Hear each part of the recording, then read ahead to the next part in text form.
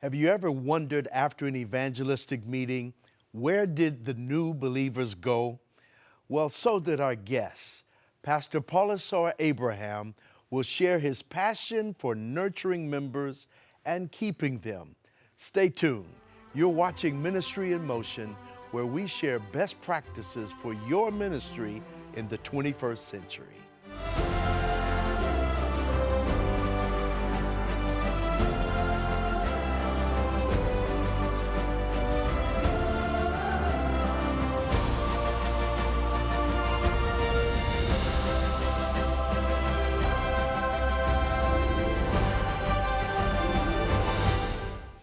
Pastor Paulasir Abraham, welcome to Ministry in Motion. We're glad to have you, and I'm excited about this topic and God's passion that He's given you. You know, once we baptize people, then what? You know, we have the great crescendo and the celebration of the souls, and we join heaven. But then what is the next step? And God has placed this next step passion on your heart. You've developed an acronym called KEEP. Yes. So talk to me about that. I'm a discipleship pastor in our church, and so my passion is not only to win souls, but also to keep them in the church. Yes. And based on that, I undertook a study in Fuller Theological Seminary, so to say, and I was able to read a lot and then come up with some research material on this. And so originally I named it as Disciples Keeping Disciples. And then I came up with this acronym a couple of days ago stating, keeping every member in every parish is keep. Wow. Keeping every member in every Parish. parish. Awesome. Awesome. So where did this passion come from? Okay, your role as associate pastor of the Asian Seventh-day Adventist Church here in Silver Spring is to focus on the nurturing portion. So talk to me about this burden of keeping. How was it born in you personally? When I came to this country in 2004, I saw a practice of counting the heads. And I saw the secretary counting the heads every Sabbath. And then I approached the secretary as to why they were doing it. And they said, we need to give an account to our conference. And I said, it's more than that. We are looking for the ones who are missing. And we are taking account of who are not there. Right. And then I developed a passion, hey, we need to be really be mindful of that lost sheep or a disengaged soul. And so from there I developed this passion. And so I undertook a study on that. Fantastic, fantastic. How is it living in your church? If I were to go to your church, would people understand what your role is and the whole keeping of disciples in every parish? Yes, since the time that I have developed this passion in my heart, I've been constantly promoting this in our church. Wonderful. Yes. Let me ask you, you know, it's very easy to lose people in the journey of their spiritual walk. People, when they're baptized, they're on a high. I have never heard anybody say, I'm sorry I got baptized. Usually people are very excited and happy, and of course, very joyful that they made the decision. But in the journey after baptism, people can get lost. What has been your experience that has showed how people get lost? How do people get lost on the discipleship journey? There are many factors attached to that. My finding is mainly because of relationship issues in the church. Not doctrine, not biblical truth or not, but it's relationships. Yeah, mostly it's relationship. Yeah. And I have found that. Yes. Talk to me more about that. What have you found?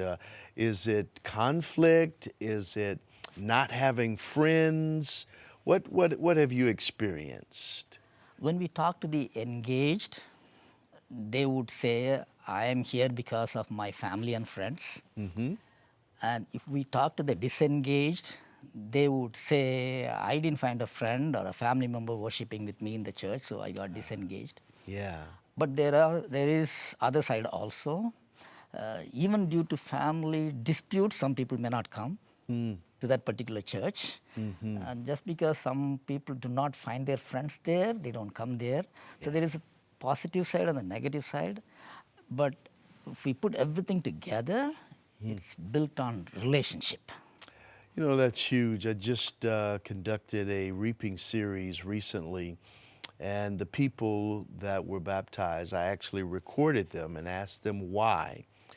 And most of them said it was because of some connection, some relationship, some person that made them feel wonderful in their presence. In fact, one person even said, the educated and the non-educated, I feel at home with both and they make me feel like $1,000,000. Yes. So relationship is huge. I agree with you. Actually, 68.1% of the people say that they are in a particular church because of the family and friends.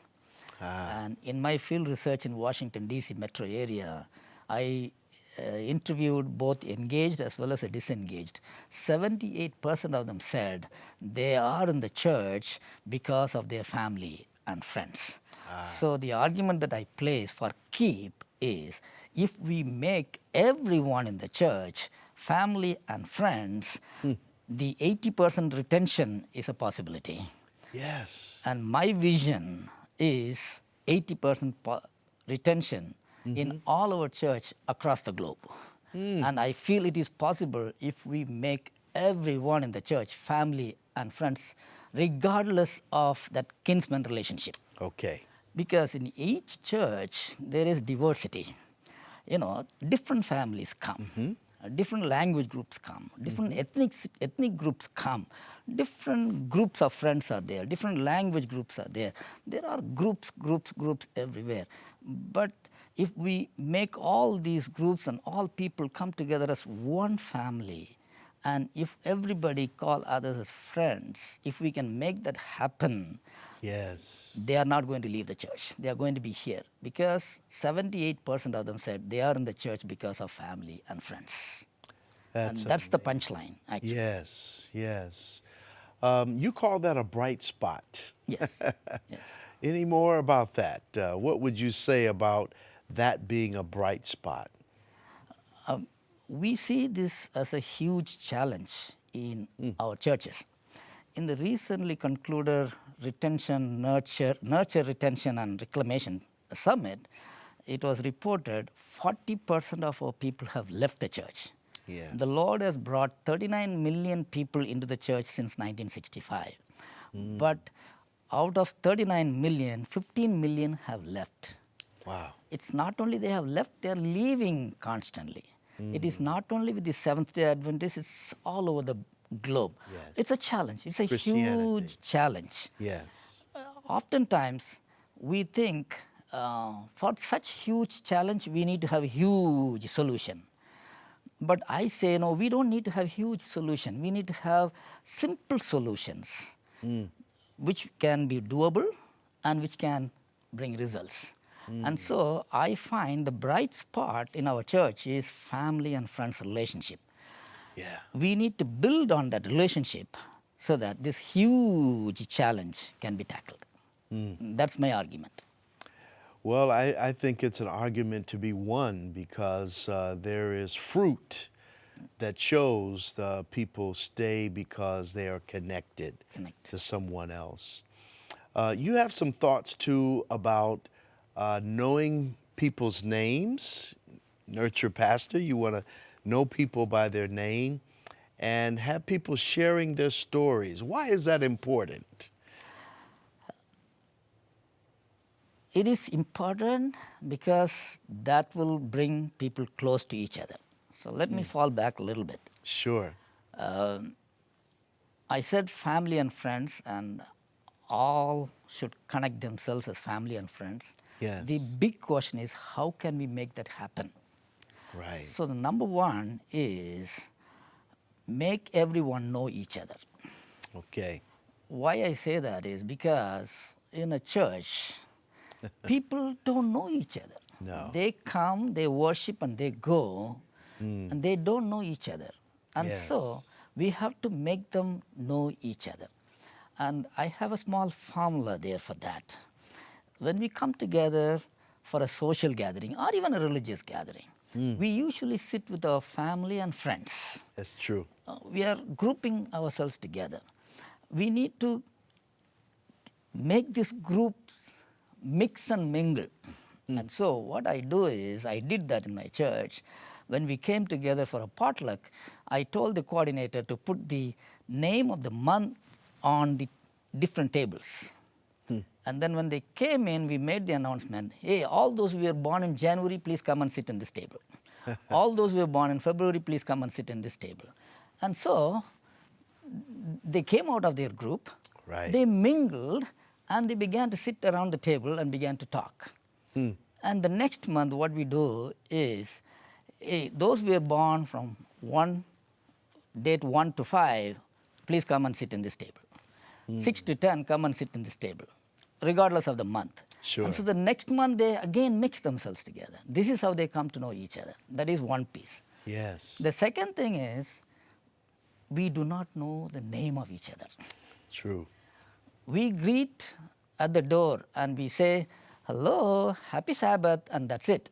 I don't know, I don't greet you, hello, Pastor Ivan, happy Yes. Sabbath. Yes. That's a huge difference. If I say, hello, Pastor Ivan, you feel identified. That's You correct. feel valued. That's correct. And Jesus always called people by their name. Yes. God called Samuel, Samuel, Samuel. God called David, David. God called Abraham, Abraham. Right. So we also need to call one another by name. Unfortunately, we do not know the name. No. I have a small group meeting in my house. They are meeting in my house for the past 2-3 years. One day I asked them, do you know everybody's name here? They didn't know. Right. And so what I recommend there is give name tags. That is huge. Not only learning their names, but remembering their names. Yeah. So name tags help, don't Yeah, they? Yes. Awesome. And maybe in a large church, you may not be able to implement it, but then you can implement that in a Sabbath school, in a Yes. small group, and slowly you can build on that. Love it. And then the third one is sharing stories. Now you know each other by mixing and mingling. Now you begin to address one another by name. Right. And now share stories. When you begin to share stories, you come very close to each other. Oh, yes. Immediately. Yes. So what I did is in my church, during the meet and greet time, I propose one question. I say, hey, as you meet and greet now, ask one another, how was your week? Just a simple question. Just go one-on-one greet and then ask that person, give me an experience that you experienced during the week. Yeah. So that person begins to share. She may joyfully relate or he may tearfully relate. And the other person also relates. And when we relate stories, we come really very close. And very close. Very Yes. close. And then once we share our stories and we keep sharing our stories, sometimes we may even share our personal stories. Then we come to know each other even better. And when we come to know even better, we are thick friends. Yes. When you have thick friends in the church, nobody is going away. They are coming back to the church. They are coming back to the church. That's why I'm saying these three, very important for them to stay back in the church. I love that. Once I know your name, once I know your story, if you are missing, then I miss you and I miss your story. And someone would probably tend to check on that person, wouldn't you say? Yes. If you have relationships, if someone stays away or is missing, they're not forgotten. Is that what you mean? Yes, exactly. Okay. One day I was asking one of my members, can you share your habits, hobbies, I said, hobbies. And what is your hobby? So we both shared out our hobbies. Now we both are very thick friends and we look for each other. And when he's not found in the church for a couple of weeks, I text him immediately, hey, where are you? Awesome. You know. Awesome. And if we build a relationship like this, retention is an easy thing. Yes, yes. Well, what about growing spiritually? That's what the church is about, helping me in my spiritual life and my whole life. What about social events? Would you recommend to pastors who may be watching today? Should pastoral leaders be interested in many social events to keep people, to nurture congregations, members? Yes, Pastor Ivan, people love fun. Okay. If you organize fun related events in the church, people love it.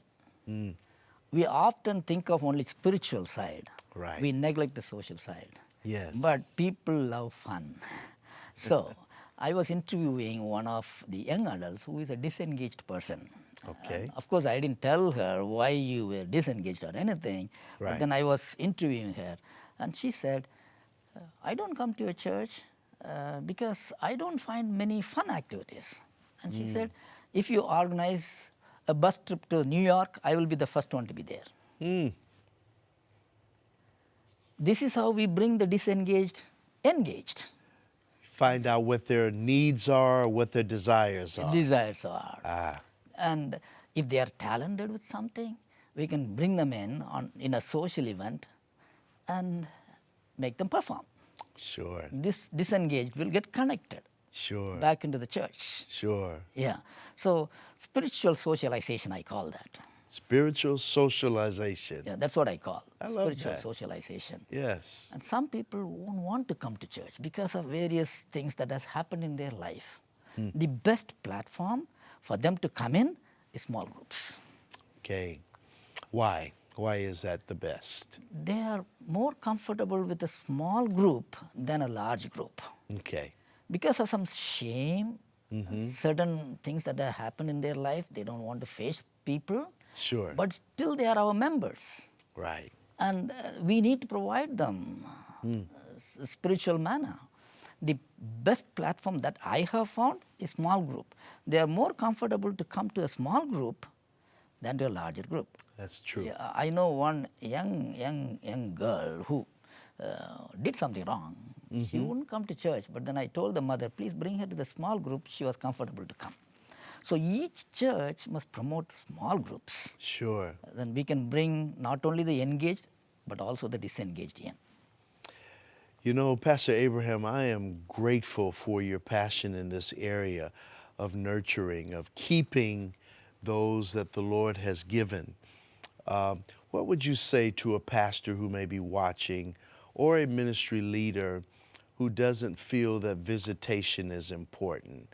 How do you as a pastor feel about visitation? And what would you say to another worker? That is my passion. Okay. I cannot go to my bed without visiting at least a couple of my members. That's my passion. But it is more than that. You know, Yes. people should feel that we are there for them. Okay. You know, Yes. I carry two phones, and one phone is a hotline prayer phone. Really? I have shared this with my members. Hey, you can call this phone 24/7. I am available for you. Wow. This is what they want to hear. They are not going to call me 24/7, but they Sure. know that I am there for them. Sure. You know, that is called ministry of presence. People Yes. love that. Yes. People love that.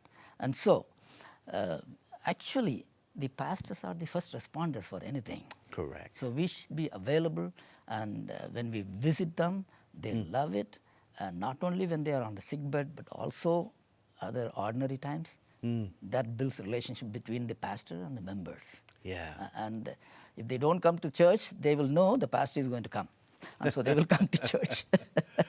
That's important to know. You know, these are great points for helping people to remain in the church, in the congregation.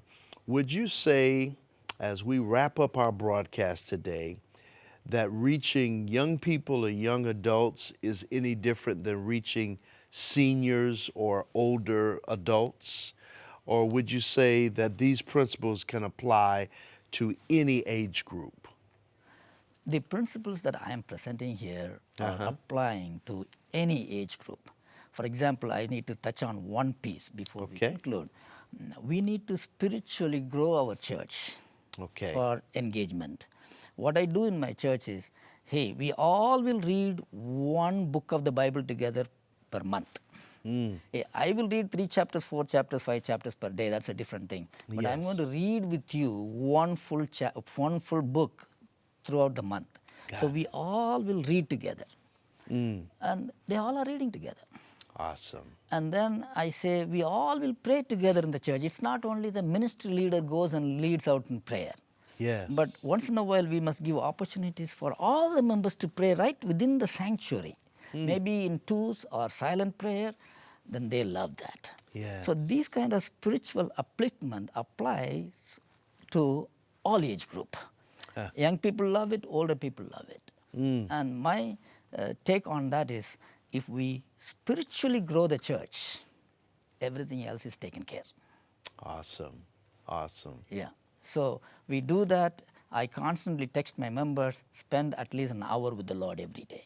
And as we continue to constantly grow the church spiritually, they will stay on. Pastor Abraham, I thank you. I thank you for what you're doing on a daily basis in the trenches of life, in ministry. And I thank you for being willing to place some things on the table today that we've talked about towards nurturing congregational families. And I praise God for what you do. Thank you so much for being with us on Ministry in Motion. Thank you very much for the opportunity. And given one more opportunity, we can explore this even more. Wonderful. Yes. God bless you. Thank you. Pastor Abraham shared with us important steps in keeping members. Number one, he shared what happens after baptism is crucial. Retention and nurture are key elements of the disciple-making process. Number two, people desire relationships, and a vast majority of members stay in the church because of family or friends, not necessarily doctrine. Number three, there are simple ways to keep people engaged inside and outside of the church.